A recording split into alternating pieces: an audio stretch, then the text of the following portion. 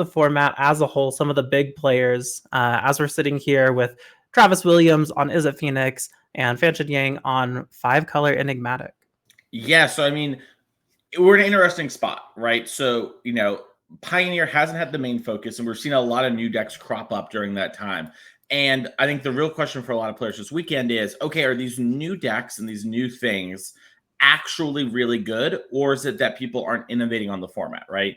So the decks that were sort of the best before are near the top-ish, right? So like when we last left the format as a competitive place, Izzet Phoenix was sort of, the best deck. Maybe Rakdos Demons was. There was some debate in that regard. Those two decks are still near the top, but you're seeing things like Gruul Aggro, Mono Green Devotion, Azorius Control, Dimir Aggro, which, yes, is sort of a Kaito Ninjas deck, sort of playing that mid-range game. Those decks are all sort of in that like 1.5 tier, just a little below the rest.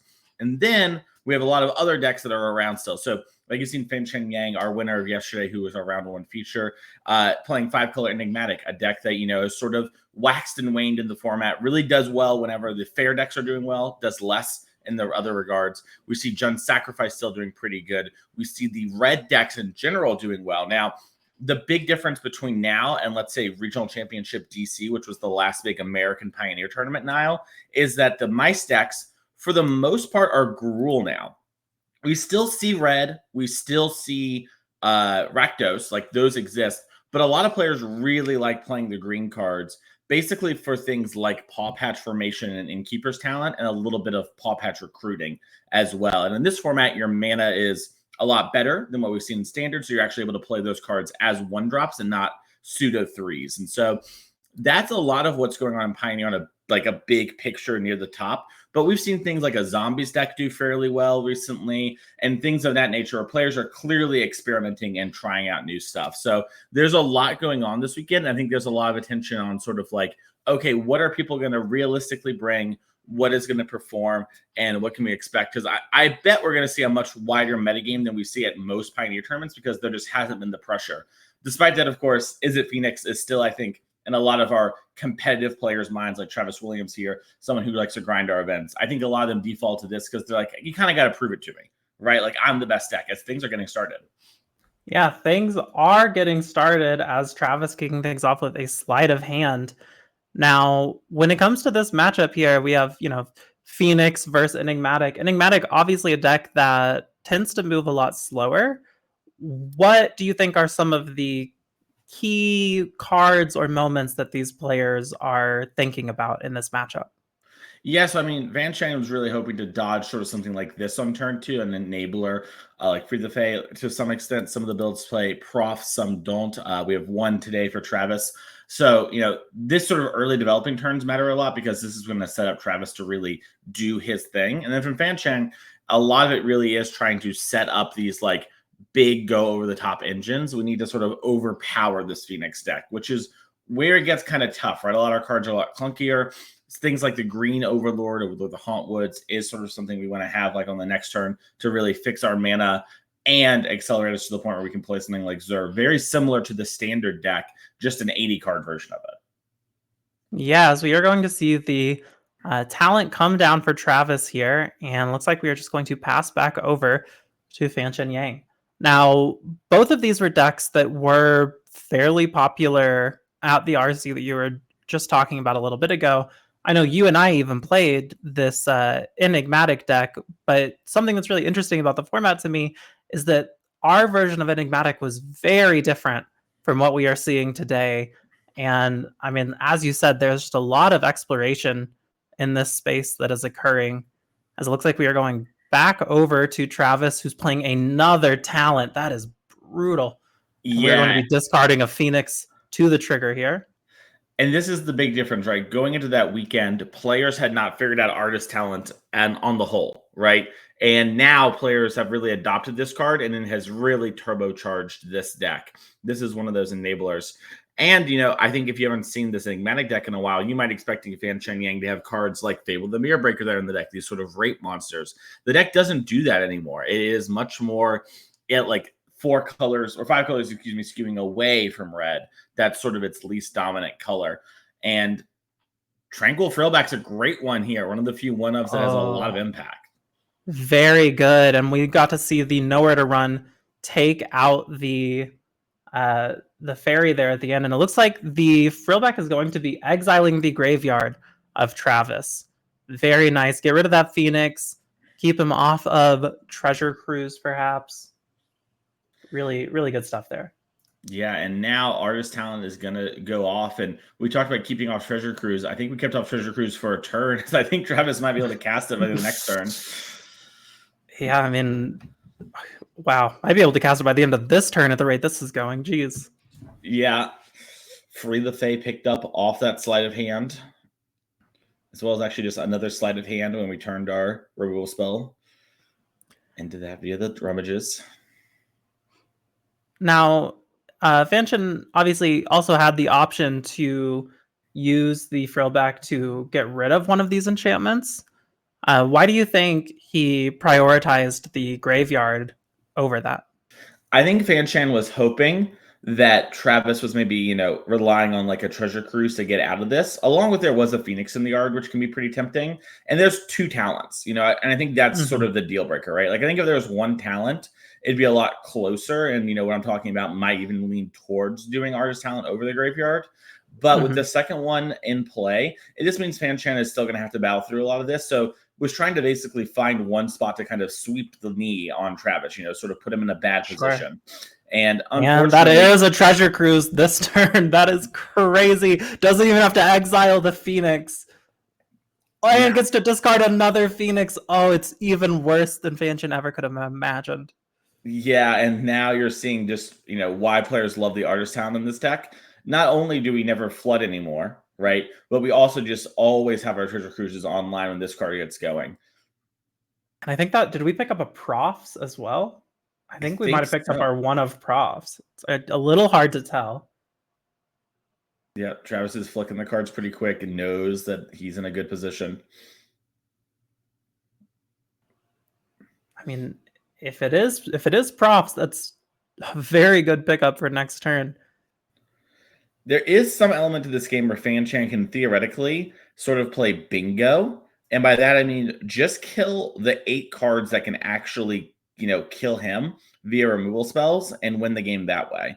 It is not a very likely thing to happen, but it is one of the weird things of playing against the Phoenix deck, especially in game 1. They don't have many ways to win. Now, Fanchan developing this Overlord of the Mistmoors, typically a great play in formats like Standard, even in this matchup, creates 2 blockers for the Phoenix, but Travis has so many, just spells in hand, a lot of them actually being removable too, that it wouldn't surprise me if Fanchan dies in this turn cycle. Yeah, I mean, so much power on the side of Travis here right now, as we are seeing these token creatures get pretty swiftly dealt with. And I mean, Fanchon does, however, have the Deputy of Detention in his deck as a one-of. So if we can get an Enigmatic to resolve, that could be something we could get out. That could be a nice little answer to these birds. But I mean, Travis is about to have quite the turn here.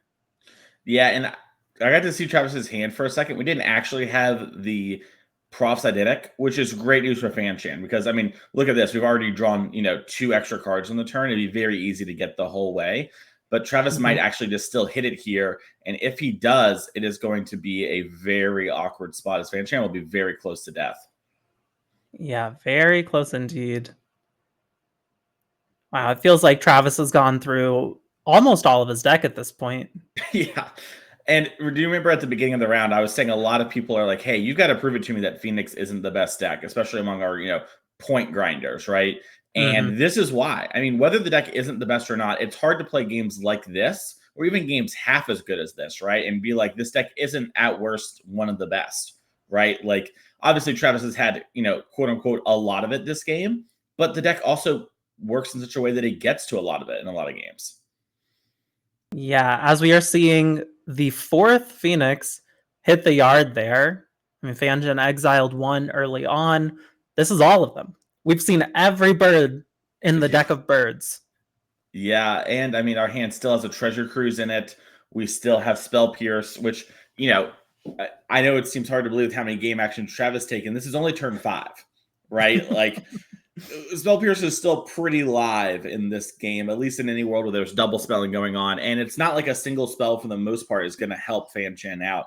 It would need to be something like an Atraxa, which wouldn't even be good enough. You know, Fan Chen could get that card down and Brazen Bar would unsummon it. Now we do have a Zur in hand. Well, I think an Enigmatic would do a lot for Fan Chen. If we can get another land down and we can resolve an Enigmatic, I mean, that does result in getting rid of the birds for a minute.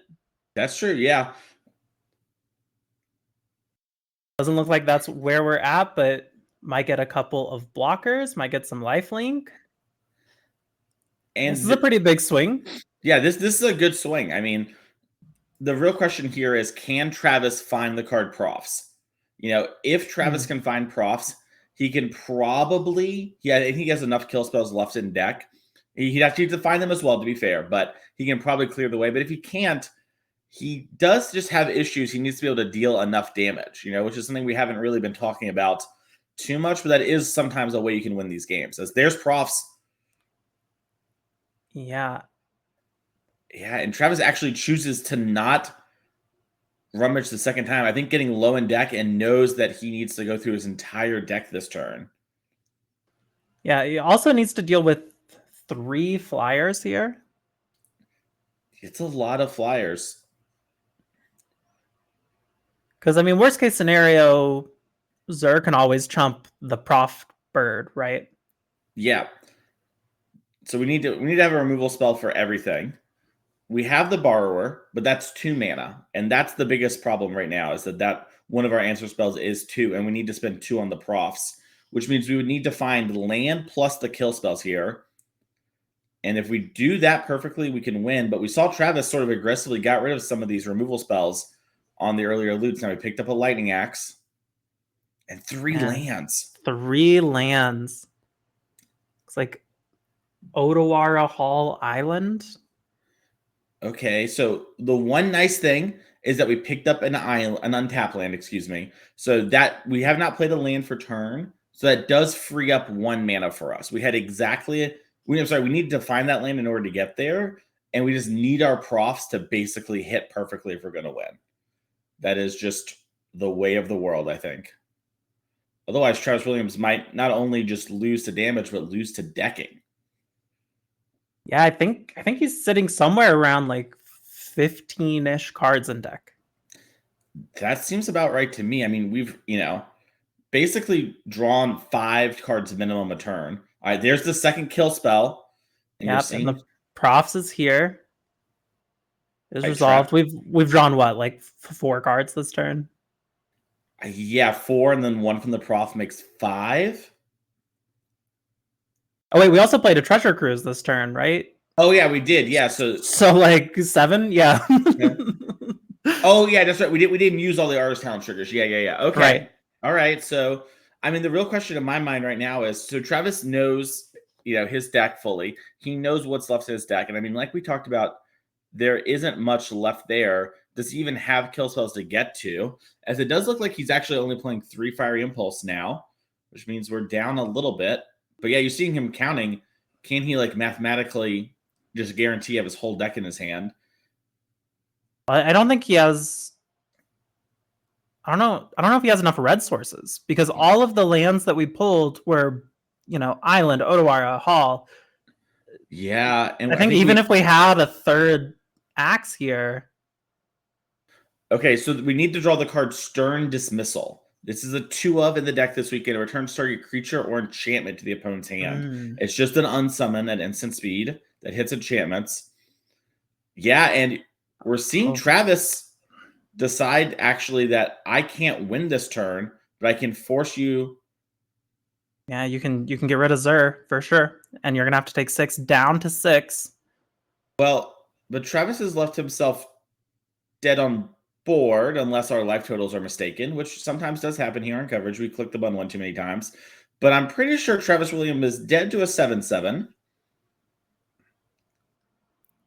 Yeah. Looks like it. Yeah, I mean, great play there from Fan Chen Yang, pulling it out. I mean, that you and I mean, let's keep it a buck. We were basically calling it already a turn or 2 ago. Yeah, absolutely. I mean, Travis had seen 80-90% of his deck, and had all of his birds out basically immediately. So our players are going to get ready for game 2. Congratulations, Fanchon, taking down the first game. We're going to take a look at the deck lists here and talk a little bit about sideboarding. We're looking at Travis's Phoenix list right now.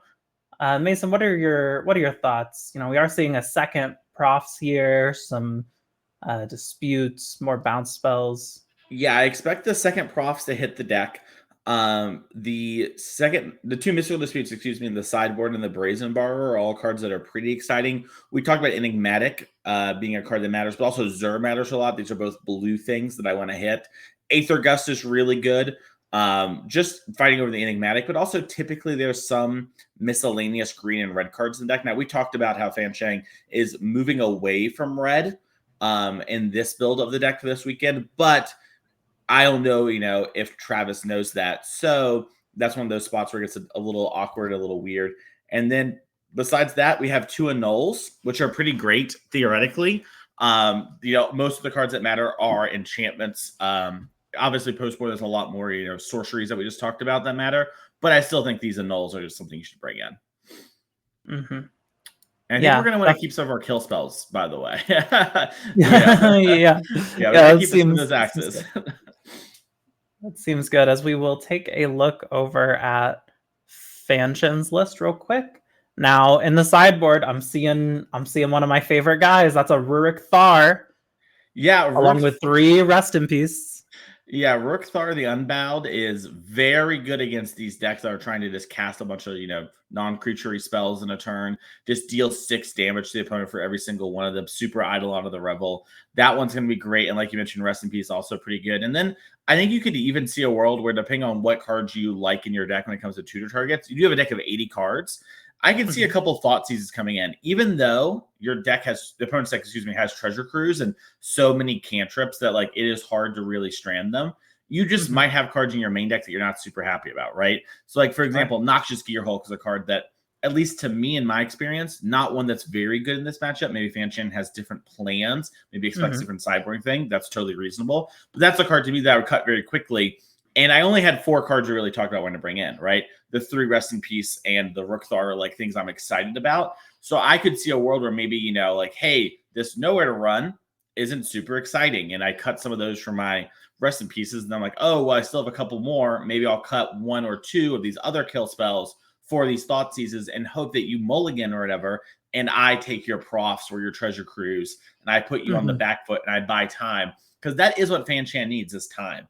I think time, and for Travis to maybe misjudge his position, which I think is really what happened that last game. We saw the last loot from the talent be discarding Lightning Axe when we left up a dual land. If we had discarded something like Brazen Borrower or one of our other cantrips, or even a Treasure Cruise, we didn't even really need it at that point, right? Yeah. Lightning Axing that Zur means 1 less blocker and 7 less life. Right. Yeah. What about these knockout blows? Is there any world where you think Fanchon might want to bring those in? I think you could theoretically do something like that, in the same vein as Thoughtseize, right? I think we're in the similar space of just I got some stuff in my main deck. It's not great. I just want to make some upgrades, that are minor but might line up well. That one can catch the Phoenix for a single mana, and like we talked about, you are sort of squeezed on it. It's awkward if Prof gets involved, but it's not like the card I suggested is, much less awkward, right? Sure. Does it. So it's really a matter of, I think, trying to find, your least awkward friend to bring to the party with you. You got to have a +1. It's really who's the +1. Sure. Do you think there's any world where play draw factors into that decision for Fanchon? Maybe on the play could value the Thoughtseize a little more. Maybe on the draw could value the knockout blows a little more. Totally. Yeah, I could see that being the case. I could also see other cards in the deck being worse, which then leads us to those cards, right? It's hey, I really want, maybe these fatal pushes on the draw or whatever, right? And then on the play, it's well, they're not super great, so I'm going to do this, Obviously, that's not a great example, but you get the idea. Fanchon might have plans in that regard. Yeah, so we're taking a look at some opening hands here.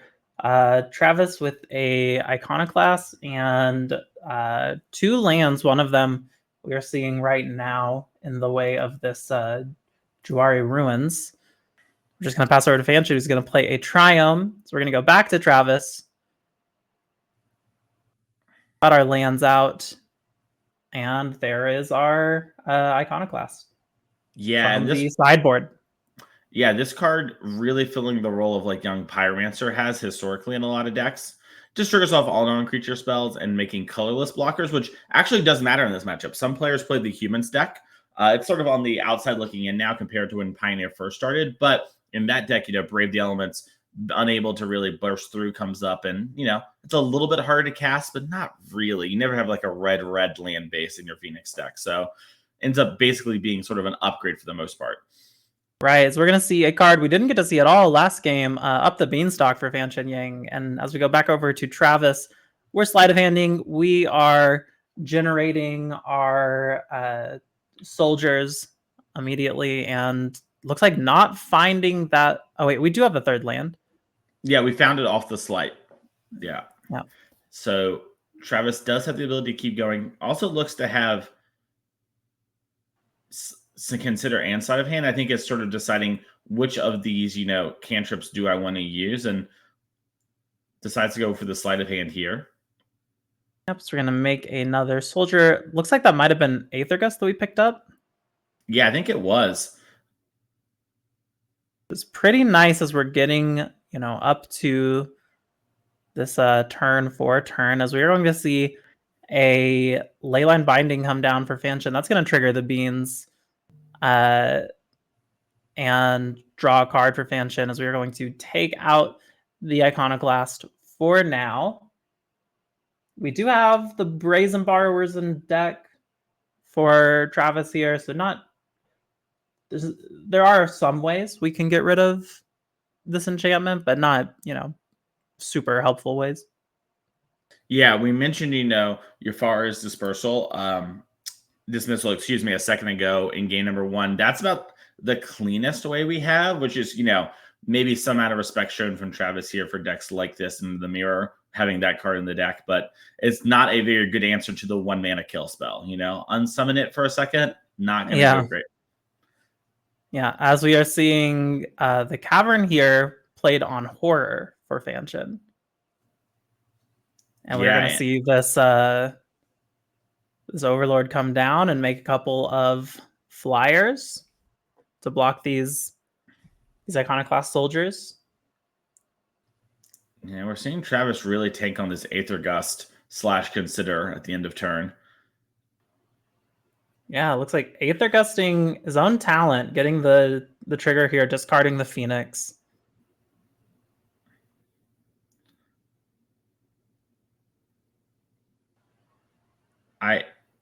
I have to assume that was pointing towards the trigger, but maybe it was counting our own talent in order to trigger something. Maybe else. We're gusting the beans.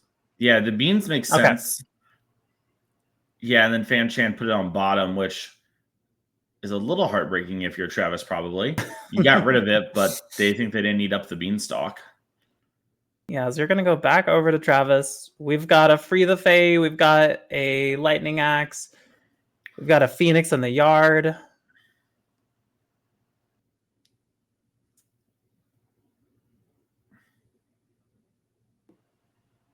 So we're going to start with Free the Fae, do the Artist trigger.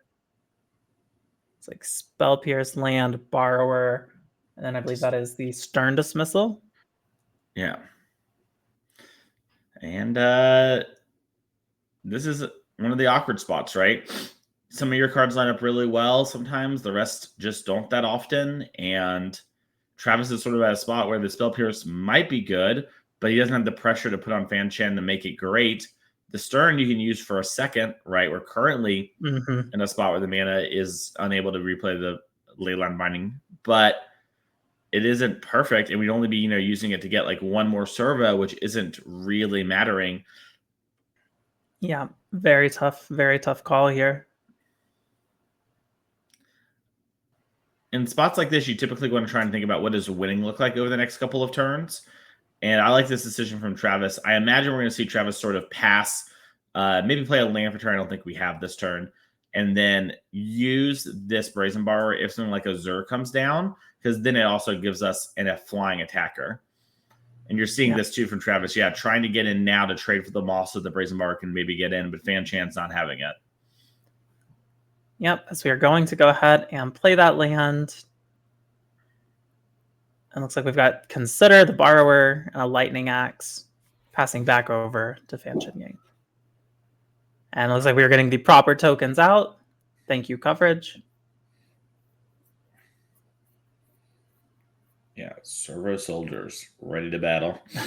Looks like another cavern in Fansion's hand there. And I mean, just a full grip, really.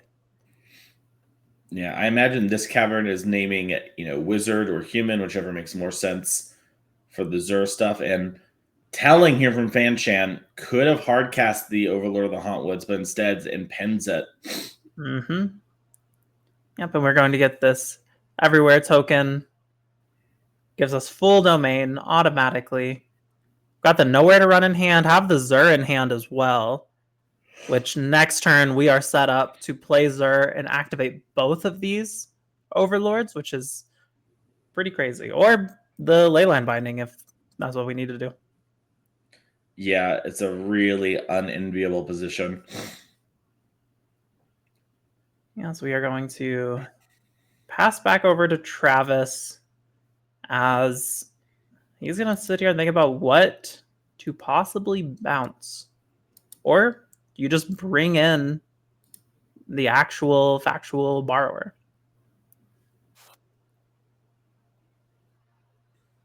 Yeah, this is tough. I mean, part of the problem is these are all kind of cards you want in your hand. Now you can rummage away the Consider because it's kind of like on it, but yeah, it is just worse than spending your mana. Yeah. So As looks like we did hit a land off of the rummage there. Not sure what card we picked up for turn. So we're going to swing in. Fanchen happy to take the 2. Down to 12 to Travis's 18.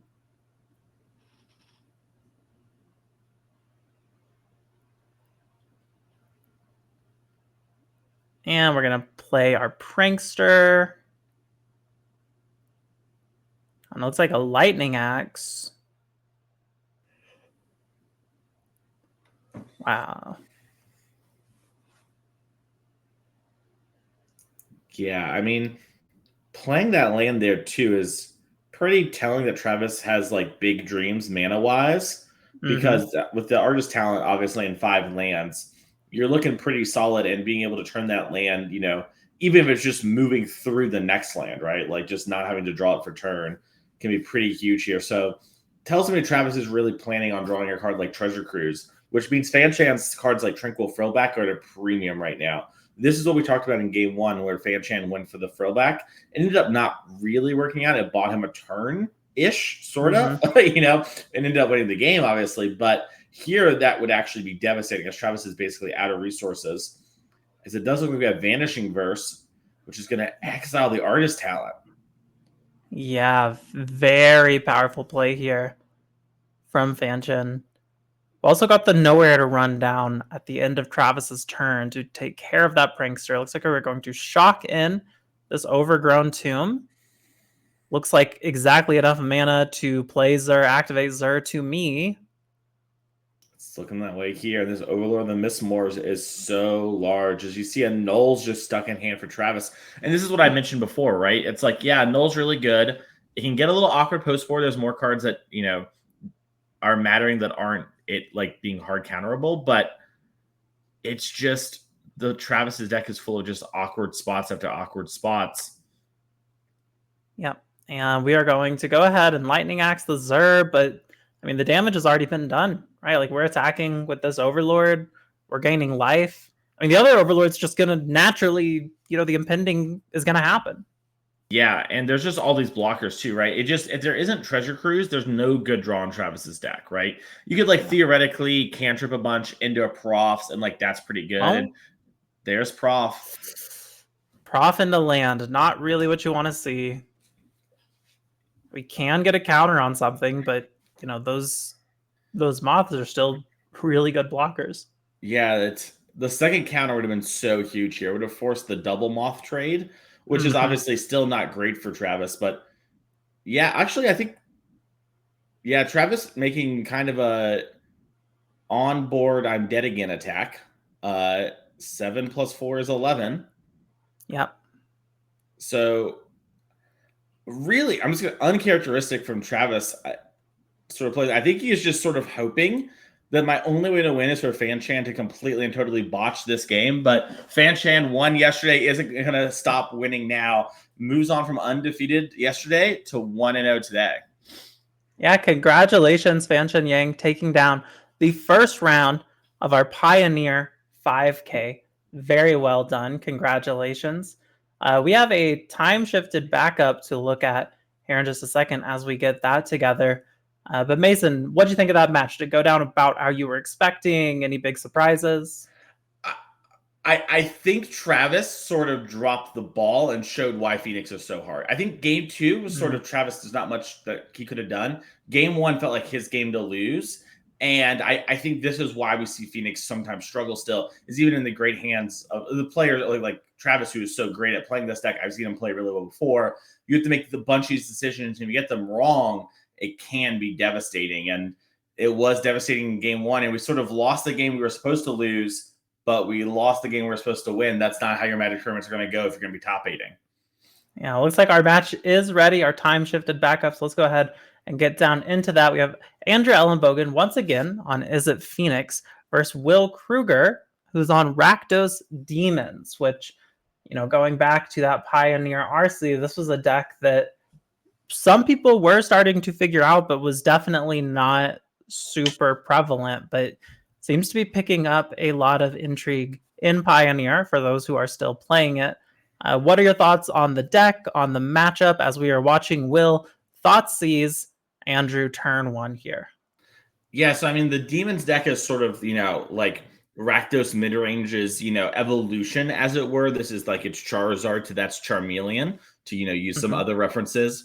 And it got a lot more powerful. But, oh, wow, see, Andrew here kept a 1-lander.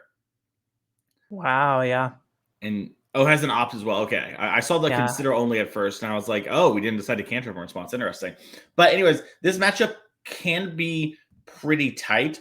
My understanding is a lot of Demon players feel pretty good about their post-board games and don't feel good about game 1.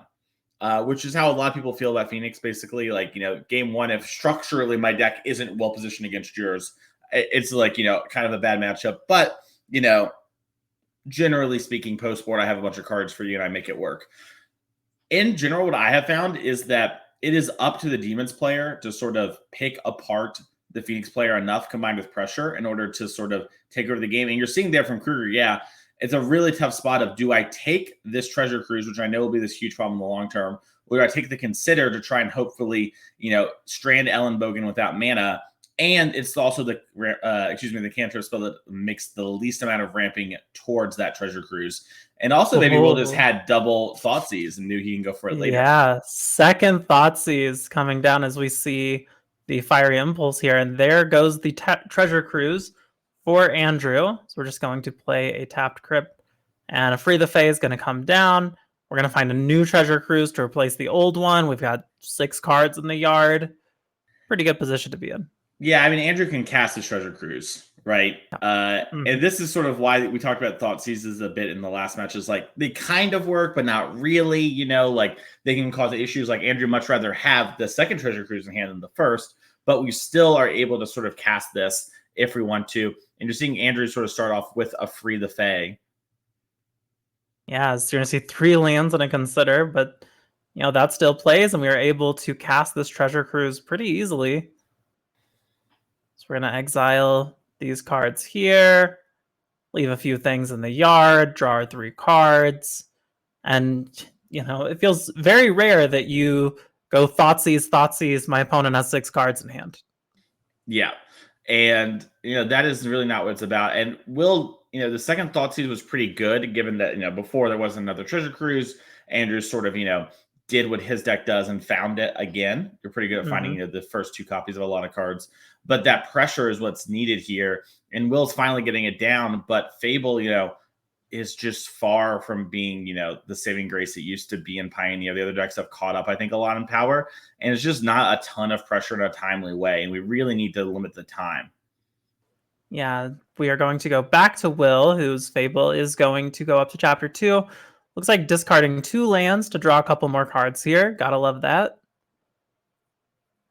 And Will's going to make a attack here, but before attacks, it is going to get impulsed by Ellenbogen. No treasure token for Will today. And Thoughtseize number 3. Let's go. All right. Will has taken 8 damage this game. All done by himself. And another Fable. Now, 2 Fables. 2 Fables. That is a pretty serious threat. Yeah, 2 Fables represents a lot more pressure. And, considering the other card you could really play for 3 mana as like a Holy Annex in the new builds of the deck, this is a lot better. This is one area where I think the deck has lost some amount of power, where they used to play Graveyard Trespasser, which is way worse than the cards you're playing now. But in this matchup would actually sometimes be kind of clutch. That all being said here, I think this is a real turn where we need Andrew to whiff if you want Will Krueger to do well. We picked apart Andrew. He was a little low on resources. If Will Krueger can get through this turn with not much changing, he's going to be in a much better position. Yeah, absolutely. As we're taking a look at Andrew's turn here, with also, a lot going for him. We have this Artist Talent. We are going to Impulse, discard a Phoenix, get rid of that Goblin again. Will is never getting a treasure token as we Sleight of Hand, discard another Phoenix. Will's going to be taking some damage this turn. Yeah, this is, remember I talked about sort of, we need things to not change too much if you're a Will Krueger fan. Yeah. This is things changing too much. It's not the end of the world. It's not a treasure cruise, but it's bad. Oh, that's a treasure cruise. Speak of the devil. Yeah. And, this is one of the things too. There is some amount of, I know some, Demon. I was about to say Rakdos Phoenix players. Rakdos Demon players are like, well, if I can dodge the first cruise too until like turn 5 or 6, even if they chain them, I can sometimes pressure them enough.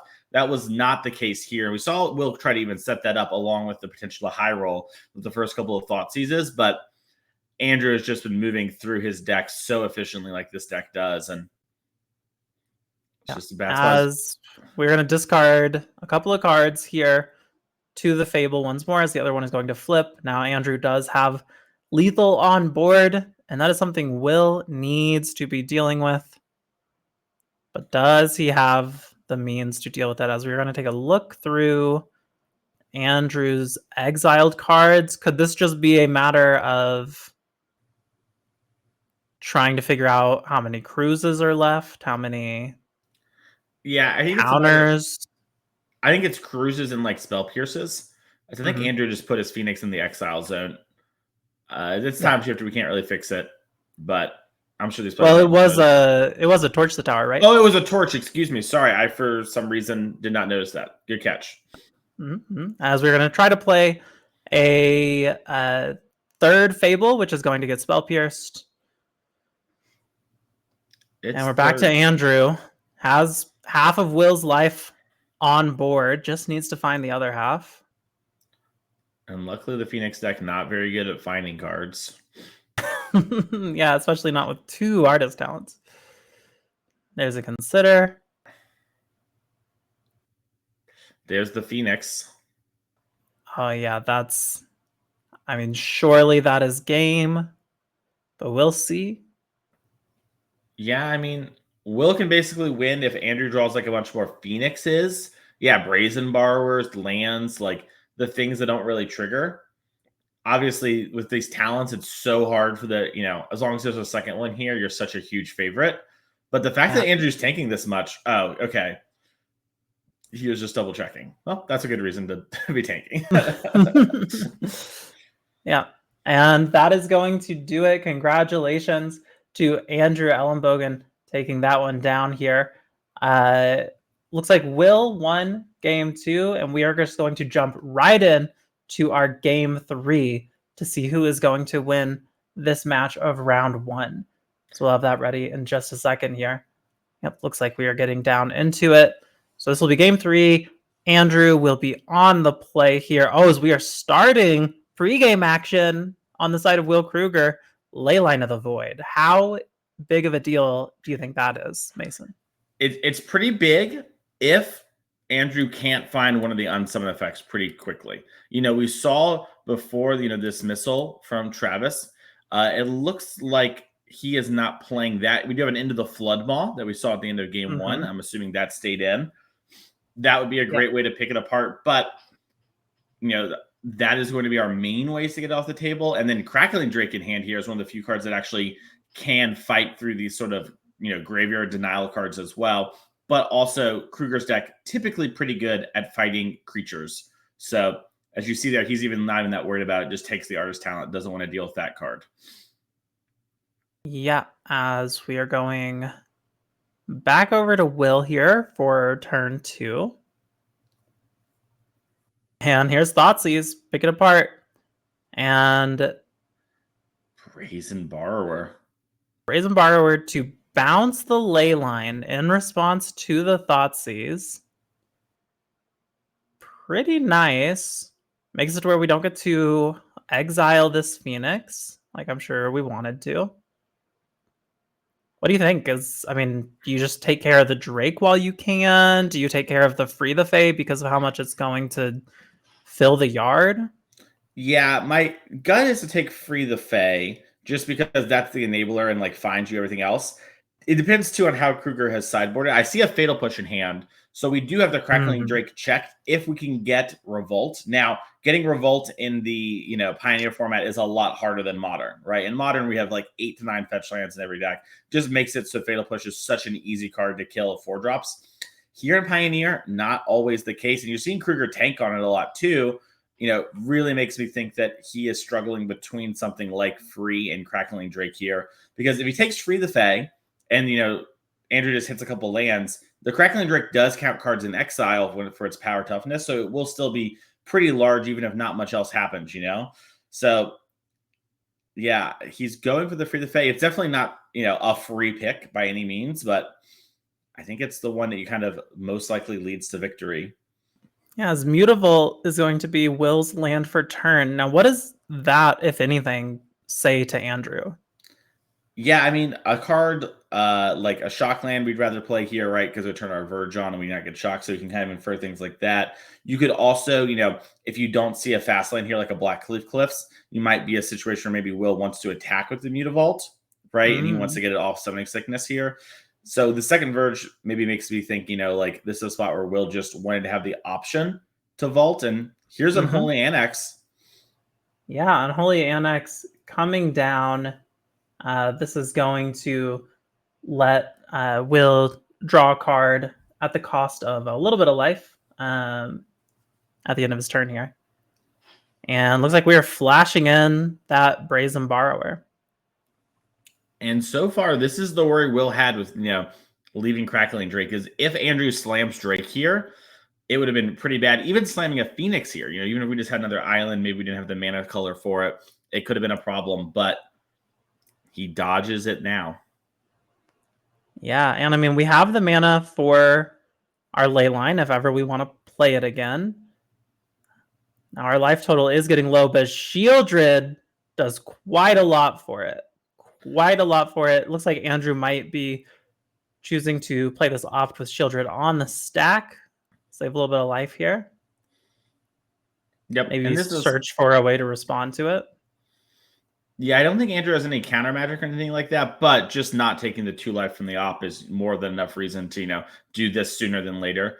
And this is one of the things you notice too. So we named the deck Rakdos Demons. That's sort of, the colloquial name for this deck. Its only demons this day are Blade of the Oni and Mutavault. Players have just gone and removed Archfiend of the Dross from their deck for the most part and just play a bunch of Shieldreds. Because Shieldred essentially undoes the Unholy Annex tax for you and is a bit of a stronger card on rate. So that's why you see, not many demons here from Rakdos Demon. There's still 8. We got a lot of them, but we don't have, that 12-ish that you kind of saw before, or 10, depending on the player's build. Well, we also have the demon from the enchantment itself in a pinch, right? True, yeah, definitely. That is a good point to bring up. Yeah, I for could the see self. Shieldred. I mean, counteracting the life tax, but also putting that pressure on your opponent, especially against a deck like Phoenix, where they are drawing so many cards. I mean, we saw last match just how many cards they're drawing at any given point. This is obviously a huge card that Andrew needs to deal with as soon as possible. Yeah, something like yeah, and you see the Adventure Zone token there versus the Exile Zone from the Leyline of the Void cards. Yeah, I think Andrew's trying to figure out, do I shock here? Yeah, and if I do, what am I supposed to play? Because it's interesting. Crackling Drake is sort of the quote unquote best threat. It does lose you a little life, and it's also the one that Will would like to clean up sort of the most, right? But if you're wanting to maybe block, maybe you want to block with the Phoenix now and try and set up, okay, I draw a Lightning Axe and then I pop off, kill the Shieldred, and then my Drakes will follow up. But decides to lead on Drake, and I believe the Drake is big enough to actually not trade with the Shieldred. Yeah, it's just a 2/6. A 2/4, excuse me, I spoke. Yeah, just a 2/4 at the moment. Surely soon will be bigger. So Will could certainly swing in if he wanted to. Yeah, I do imagine Will's going to attack. I mean, he can't really block anything in this point of the game, at least. It's gonna level out the life totals. Oh, looks like maybe we were a little bit behind. Andrew is now down a little bit of life from Will as we are making the 6/6 flying demon, which, I mean, now Will's really going to be gaining life here off these Annex triggers. Yep. Yeah, and so, I mean, Will's going to gain 4, right? Because there's a drain from the Unholy Annex and then the 2 from Shieldred, while Andrew's losing 4, draw for turn, plus the Annex drain. Basically puts Andrew and I must answer position right now. Yeah, and you see him being like, all right, well, I better consider and see what I can get to because I am in a pretty rough spot. Now, it's a winnable spot. It's just a rough spot. Yeah, winnable, but very difficult. I mean, this demon is massive. 6/6 flyer. Crackling Drake's up to a 3/4. And this is sort of what we talked about, right? Like game 1, the Demons players sort of hope to get lucky, right? Like they hope their Thoughtseize are good enough, they have a pressure. And then post board, now we didn't get to see game 2, but we know Will Kruger won. The post board, they feel a lot better. And I would not be surprised to learn something along the lines, Will Kruger, Leyline of the Voided, Andrew, or maybe he played a card like Go Blank and it was very timely. Things like that do a pretty good job, of checking a lot of this. Beacon Bolt gets found, but it's a little late on the Shieldred. And there's still the demon you have to fight through as well.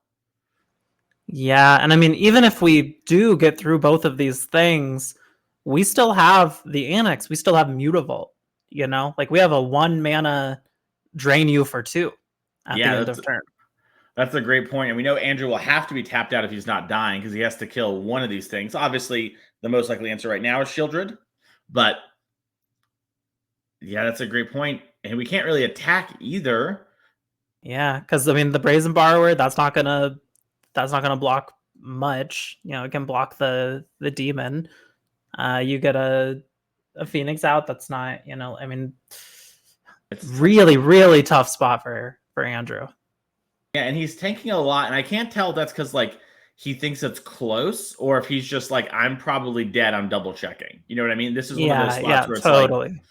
I would not be surprised to see a Lightning Axe at the end of this. And, it's basically comes down to am I supposed to have Beacon Bolt in hand, or am I supposed to have this opt in order to find more things? Those sort of questions are good. But I think there also might be some life total double checking here. Sure. I mean, a Lightning Axe, discard the Phoenix. The Phoenix comes back.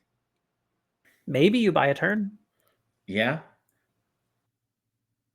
And that's, we're assuming all this time too that Will doesn't have something like second Shieldred or some other big card. There's a lot of things that Will could have in hand. Now I think his hand's actually just for the most part, Fatal Push, Fable, and Land. Not a Yeah. bad hand by any means, but definitely not the hand you're, jumping over the moon for. But he has drawn like 4 extra cards, right? Yep, So true. we've gone through a decent amount of the deck here. So many things that Will could draw would either just straight up be lethal or put Andrew in such a tough position as to effectively be lethal. I'm gonna pick up the Beacon Bolt, it looks like, which, as you said, a little late here with our 1 mana remaining, but could be very relevant next turn if Andrew can make it to next turn. Okay, I am of the belief Andrew has a Lightning Axe. I just can't imagine him taking this long, or he has some way to get rid of Shieldred, or something like that. Sure. There's something in hand that's doing something, I think.